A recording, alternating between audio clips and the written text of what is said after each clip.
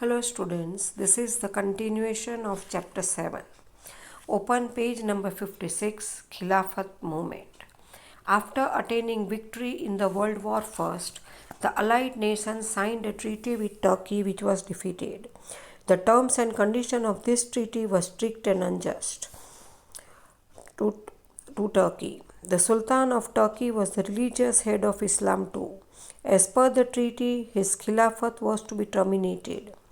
Muslims all over the world, including India, launched protests in favor of the Khalifa. This movement in India was known as Khilafat movement. तो world war में जीतने के बाद allied Nations यानी कि जो nation जीत गए थे वो सब एक हो गए, उसको हम अलाइड नेशन कहते हैं। वो टर्की को हराया था। इस समझौते में जिस कंट्री जीत गए थे उन्होंने टर्की से बहुत अन्याय करके बहुत सी चीज़ें मांग ली थी। तो टर्की का जो सुल्तान था वो इस्लाम धर्म का हेड था और समझौते के अनुसार वो खिलाफत यानी कि खलीफा था, उसकी पोस्ट खलीफा की थी, वहाँ से उसको हटा दिया गया। तो पूरी दुनिया के मुस्लिम्स ने इंडिया में खलीफा के फेवर में प्रोटेस्ट विरोध लॉन्च किया और इसीलिए ये जो मूवमेंट था उसको खिलाफत मूवमेंट का नाम दिया गया। The main leaders of the Khilafat movement were the Ali brothers Maulana Shaukat Ali and Maulana Mohammad Ali. Gandhiji decided to support the Khilafat movement and in turn joined the Muslims in protest against the Jallianwala Bagh massacre. His intention was to demand Swaraj with a combined power of Hindu and Muslim communities. तो इसके जो खिलाफत movement के जो leaders थे वो थे मौलाना शौकत अली और मौलाना मोहम्मद अली। अब गांधी जी ने तय किया था कि वो खिलाफत मूवमेंट को सपोर्ट करेंगे, लेकिन उसके बदले में गांधी जी ये चाहते थे कि जो मुस्लिम्स हैं वो जलियांवाला बाग मसाक जो हुआ था उसको प्रोटेस्ट करने में सपोर्ट करें। और ऐसा करने के पीछे उनका ये इंटेंशन था, मकसद था कि हिंदू और मुस्लिम एक हो जाए और स्वराज यानी इंडिपेंडेंट इंडिया की मांग करे।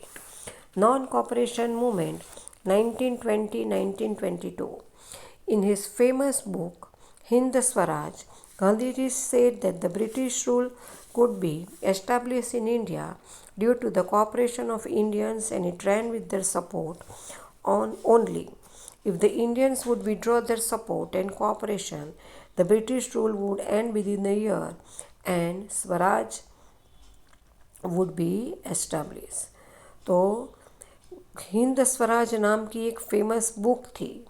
तो गांधी जी ने उसमें कहा था कि जो ब्रिटिश रूल कर रहे हैं इंडिया में वो क्यों रूल कर रहे हैं, क्योंकि इंडियंस जो है वो कोऑपरेट कर रहे हैं ब्रिटिशर्स को, और इंडियंस के सपोर्ट के बिना ब्रिटिशर को इंडिया में रूल करना पॉसिबल मुमकिन नहीं है। अगर इंडियंस अपना सपोर्ट और कोऑपरेशन हटा ले तो ब्रिटिश जो है वो इंडिया में एक साल में ही उनका रूल ख़त्म कर सकते हैं, उनका रूल ख़त्म हो जाता है और स्वराज एस्टैब्लिश हो जाता है। Gandhi ji started the non-cooperation movement on the same line of thoughts. The two main features of the non-cooperation movement were: first was the complete boycott of government job, legislative council, government educational institution, British titles of honor, foreign clothes and goods. The other creative aspect included the eradication of untouchability, communalism and consumption of alcohol. He advocated the propagation of Swadeshi goods, khadi and national and education alongside. तो गांधी जी ने इसी विचार से non cooperation movement चालू किया। उनके दो main features थे। एक था कि ब्रिटिश गवर्नमेंट की जॉब्स, फॉरेन के कपड़े, उनकी स्कूल में बच्चों को मत भेजो, इन सब का बॉयकॉट बहिष्कार करो। और दूसरा था कि हम सब के अंदर एकता होनी चाहिए, यूनिटी होनी चाहिए। तो ये untouchability, lower caste upper caste बंद करो, दारू का सेवन बंद करो, तब जाकर हम ब्रिटिशर्स से लड़ पाएंगे और स्वराज ले पाएंगे। इंडिया में बने हुए सामान खरीदो, जैसे मोदी कहते हैं आत्मनिर्भर भारत। इंडिया के कपड़े पहनो, खादी पहनो और हमारे देश के स्कूल कॉलेजों में हमारे बच्चों को पढ़ाओ। Gandhiji started the non-cooperation movement by returning the title of Kesari Hind. The movement picked up the momentum in 1921-22. Students left the schools and colleges. Many leaders like Motilal Nehru, Sri Rajgopalachari and Asaf Ali left their advocacy. Most of the elected members of the Legislative Council and local self-government institutions resigned from their post. The foreign clothes were burnt across the nation. The charkha spinning wheel started taking its place in every home. Swadeshi was promoted everywhere. Many national educational institutions like Kashi Vidyapeeth, Bihar Vidyapeeth, Jamia Millia Islamia, Gujarat Vidyapeeth, etc. were established.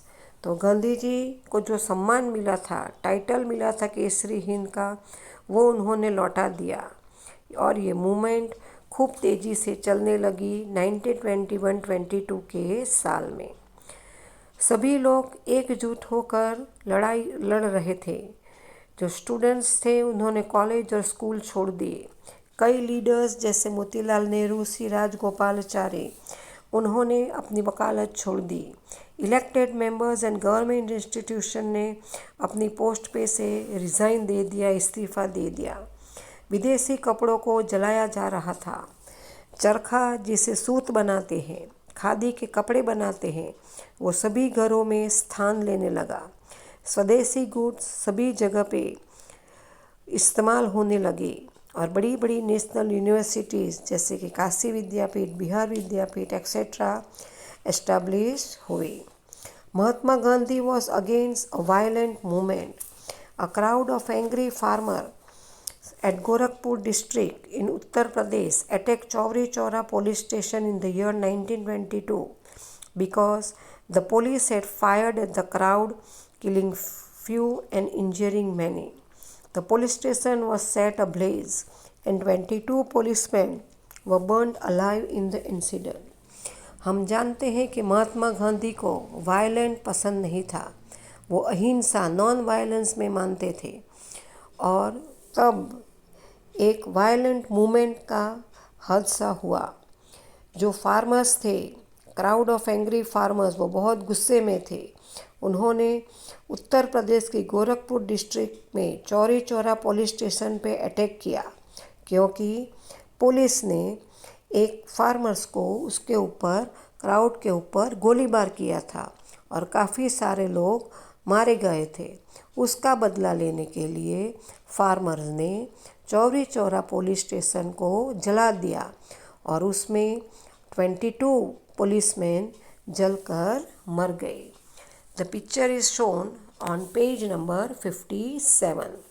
Chauri Chaura site of the tragedy. You can see the picture there. Due to this act of violence, Gandhiji withdrew the non-cooperation movement immediately. और जब गांधी जी को लगा कि बहुत ही गलत हो रहा है और अगर हमारे देश के लोग ऐसा करेंगे तो ये सही नहीं है, और उन्होंने ये मूवमेंट जो चल रही थी उसे तुरंत बंद कर दिया। After calling of the non cooperation movement, Gandhiji focused on constructive activities in the remote rural areas. The social reforms propagated in the middle of the 20th century helped Gandhiji to earn more trust and faith of people. Gandhian ideas started uniting the people from different walks of life. तो गांधी जी ने non cooperation movement बंद कर दी और दूसरी activity शुरू कर दी। गांधी जी के जो विचार थे, उनकी जो आदतें थी, उनसे लोग प्रभावित होने लगे और लोगों को उन पे भरोसा होने लगा। Other two major developments of this period are the establishment of the Indian Communist Party and the RSS, Rashtriya Swayam Sevak Sangh. These parties envisioned the future of India in quite a different way. तो जो voluntary लोग थे वो जुड़ने लगे और एक major development था और उसका नाम था आरएसएस और इंडियन कम्युनिस्ट पार्टी। आज भी हमारे पीएम मोदी आरएसएस से जुड़े हुए हैं, हमारे प्राइम मिनिस्टर मोदी। इसमें डिसिप्लिन सिखाया जाता है, किस तरीके से सेल्फ डिफेंस किया जाता है, देश को कैसे चलाना चाहिए, ऐसे सब विचारधारा होती है। उस समय गांधी जी के द्वारा ये चालू किया गया था। Now turn your page number 58। Simon commission 1927। The British government sent Simon Commission under the chairmanship of Sir Simon to investigate the progress of the Governor's scheme introduced under the Government of India Act and suggest new steps to reform. This commission had to decide the political future of our country and still did not have a single representative from India. This made the people furious and insulted. All the political parties decided to boycott the Simon Commission. When the members of the commission reached India, they were welcomed with black flags and slogan, "Simon go back," as a mark of protest.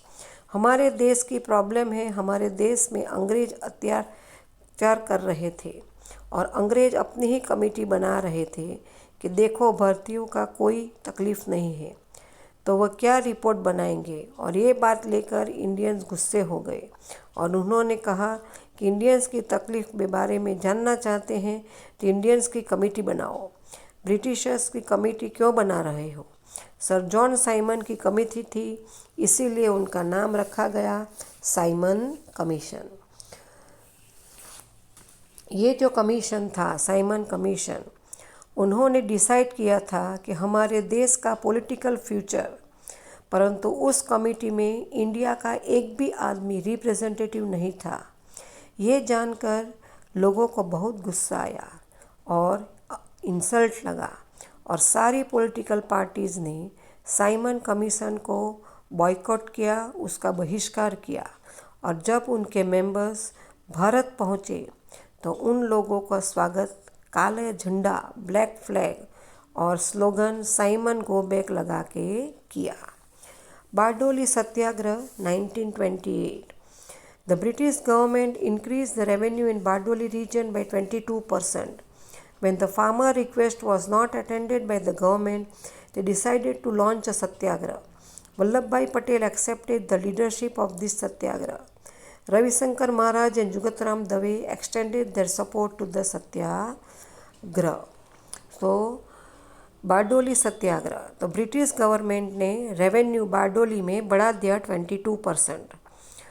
तो farmers ने सत्याग्रह किया और उसके leader थे Vallabh bhai Patel, Jugat Ram Dave and Ravishankar Maharaj ने पण इस सत्याग्रह को सपोर्ट किया। Fierce and encouraging speeches of Vallabh bhai Patel made the farmers fearless and they denied paying revenue. As a result, the British government called Vallabhbhai Patel to Pune. In the presence of other farmers, amount of revenue was settled justly. The success of the Bardoli Satyagraha earned Vallabhbhai Patel the title सरदार। तो वल्लभ भाई की नीडर वाली और प्रोत्साहन करने वाली जो speech थी, भाषण था, उससे किसान लोग भाइयों ने टैक्स भरने के लिए मना कर दिया। वो लोग भी निडर हो गए और नतीजा ये हुआ कि ब्रिटिश गवर्नमेंट ने वल्लभ भाई को बातचीत करने के लिए, इस मसले को हल करने के लिए पूना बुलवाया। सारे फार्मर्स की हाजिरी में ये तय किया गया कि टैक्स कम देना पड़ेगा। जब ये सत्याग्रह सक्सेस हुआ, सफल हो गया, तो लोगों ने वल्लभ भाई पटेल को सरदार का टाइटल दिया। Sardar Patel played a significant role in the negotiation during 1945-47 for the freedom of India. He was among the prominent leaders of the freedom struggle from 1918 onwards and became the president of Indian National Congress in 1931. तो सारे राजा रजवाड़ों को एक करना, सभी राज्य states को एकजुट करना, सभी से बात करना और एक करना, ये काम सरदार पटेल ने किया था और इसीलिए उन्हें लौह पुरुष कहते हैं। इनकी जो बातचीत की कला थी, नेगोशिएशन, वो मानी जाती थी और वो कांग्रेस के लीडर भी बने थे 1931 में। Now page number 59, Nehru report. A conference having the representatives of all political parties of India met in Delhi in February 1928. A committee was formed under the chairmanship of Motilal Nehru in order to frame our constitution.